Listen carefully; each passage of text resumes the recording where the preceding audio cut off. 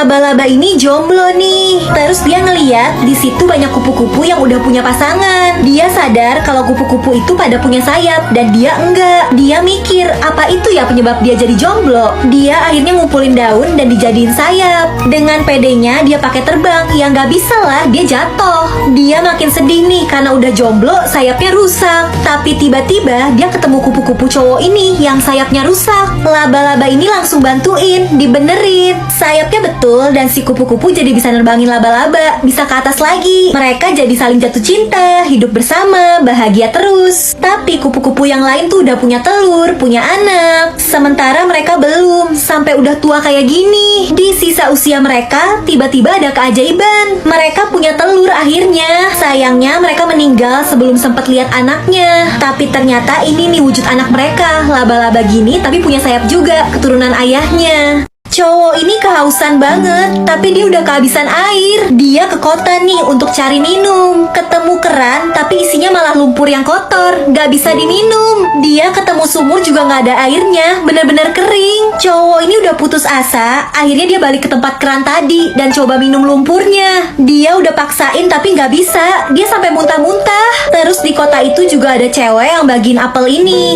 Dia pengen berbuat baik, pengen jadi orang yang berguna, tapi gak ada satupun orang yang terima. Apelnya sampai busuk. Dia sedih karena ditolak terus. Saking sedihnya, air matanya tuh ngalir deres kayak gini. Bahkan nyampe ke cowok ini yang dari tadi nyariin air. Si cowok nyamperin cewek itu dan emang agak aneh sih, dia minum dari air matanya. Tapi dia jadi selamat karena udah kehausan banget dari tadi. Dan secara gak sadar, cowok ini juga udah nyelamatin cewek ini. Sekarang dia ngerasa berharga, gak kayak sebelumnya yang gak dianggap.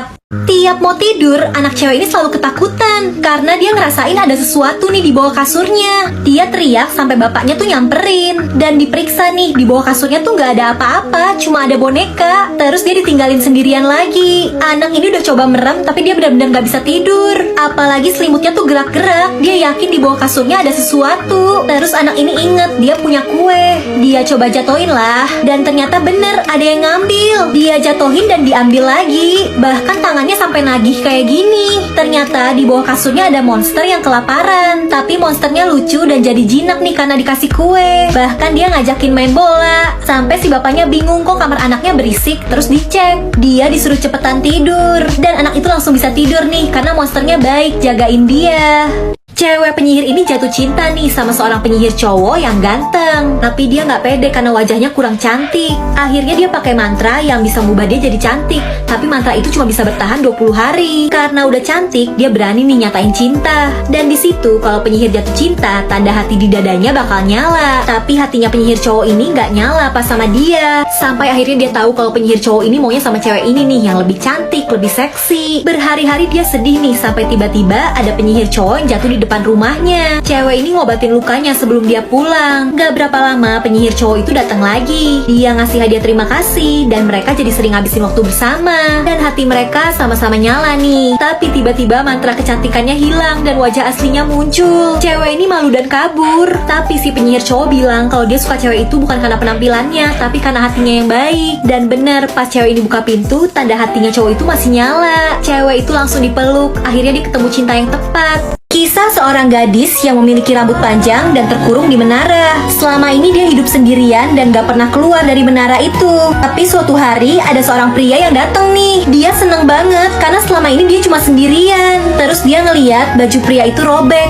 Dia kekurangan uang. Ternyata rambut gadis ini ajaib. Kalau dipotong bisa berubah jadi emas. Dia kasih ke pria itu untuk dibawa dan dijual. Gak lama pria itu datang lagi. Kali ini dia lapar dan gak punya uang. Dikasih lagi deh tuh rambutnya. Gitu terus sampai rambutnya tinggal segini. Dan pria itu gak pernah datang lagi. Gadis ini penasaran. Akhirnya dia jatuhin diri dari menara supaya bisa keluar. Dia ke kota nyari pria itu. Sampai dia lihat kalau si pria ternyata udah jadi orang kaya hasil dari rambutnya. Dan malah nikah sama wanita lain. Dia sakit hati banget. Tapi dia juga sadar kalau sekarang dia udah berhasil keluar dari menara. Dia mau move on dan siap untuk memulai hidupnya yang baru. Di sekolah, cewek ini selalu diganggu sama teman-temannya. Dan di rumah, bapak ibunya juga nggak peduli sama dia. Suatu hari pas lagi tidur, di mimpinya dia ketemu cowok ini. Dia diajakin jalan-jalan ke tempat yang indah. Dia jadi seneng. Tapi pas bangun, dia balik lagi ke kenyataan. Balik lagi ke kehidupan yang sial dan buruk. Makanya dia pengen cepet-cepet tidur aja. Dan lagi-lagi di mimpinya, dia ketemu cowok itu yang bikin dia bahagia. Cewek ini jadi selalu pengen tidur karena mimpinya jauh lebih indah daripada dunia nyata. Bahkan dia sampai minum pil supaya bisa tidur lebih lama. Sampai suatu hari dia ketiduran di sekolah dan gurunya ngelapor nih ke orang tuanya. Cewek ini dimarahin karena udah bikin malu. Dia jadi sedih, orang tuanya nggak ngerti. Dia udah capek sama semuanya. Padahal dia cuma pengen ngerasa bahagia. Akhirnya dia minum semua pil tidur yang dia punya. Setelah itu dia nggak bangun-bangun lagi. Baru deh orang tuanya nyesel setelah kehilangan anaknya. Kisah raja yang egois dan raksasa yang baik hati. Jadi di kerajaan ini ada raksasa yang tiap hari selalu bantuin rakyat. Dia bantu ngalirin air supaya tanaman di kerajaan itu bisa tumbuh. Rajanya cuma bisa nyuruh-nyuruh.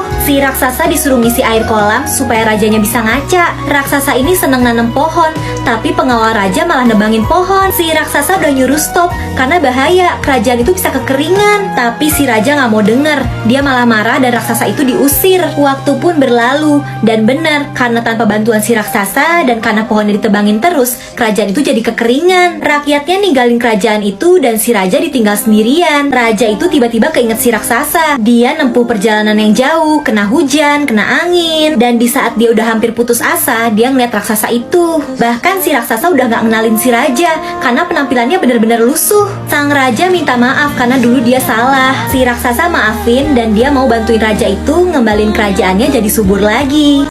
Ada monster kuat yang ditangkap, diambil tanduknya dan dikurung di kandang. Terus ada satu orang baik nih yang kasihan sama monster itu. Diam-diam dia bawain daging untuk dimakan sama monster itu. Bahkan dia kasih lihat dulu kalau makanannya aman, gak beracun, supaya monsternya percaya. Pelan-pelan dia obatin juga luka-lukanya si monster. Pokoknya dia baik banget. Diam-diam selalu ngurusin monster ini tiap hari. Sampai suatu ketika ketahuan nih sama prajurit. Cowok ini sampai dipukulin. Monster itu langsung marah karena ngeliat orang yang selama ini udah bantuin dia digituin. Sampai dia berhasil ngancurin kandangnya. Ternyata si monster sekuat itu.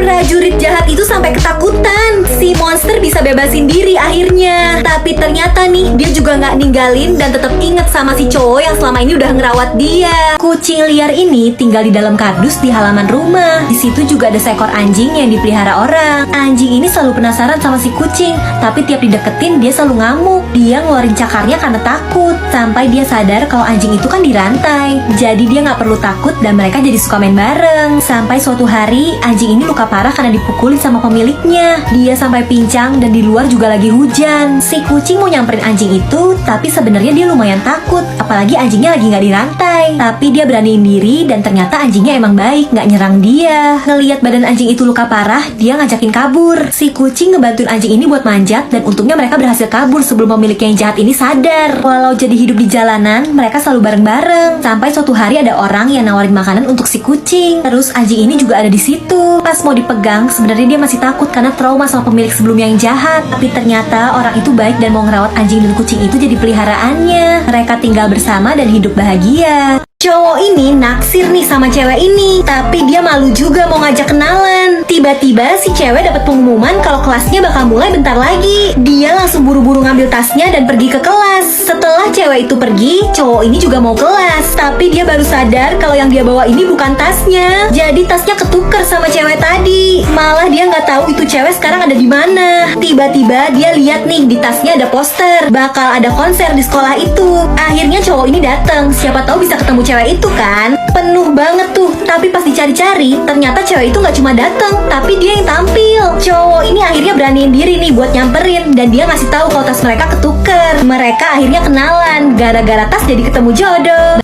Waktu kecil, anak ini deket banget sama ayahnya. Mereka selalu makan bareng-bareng di meja ini. Sampai dia mulai remaja dan mulai sibuk sendiri sama aktivitasnya. Tapi tiap anaknya lagi sedih, kesel, si ayah selalu ada buat dia. Ayahnya benar-benar perhatian. Sepatu anaknya rusak aja dibenerin. Sampai dia kesakitan karena kena tangannya. Semakin dewasa, si anak makin sibuk sendiri sama semua urusannya. Dia gak pernah lagi mikirin perasaan si ayah yang sebenarnya kangen sama perhatian anaknya. Sampai suatu hari, pagi, cewek ini pulang seperti biasa. Tapi ayahnya yang biasanya nunggu nggak ada di situ. Semuanya terlambat, ayahnya udah pergi. Dia kehilangan ayahnya dan sekarang udah nggak ada lagi yang bisa dilakuin. Cewek ini cuma bisa nyesel.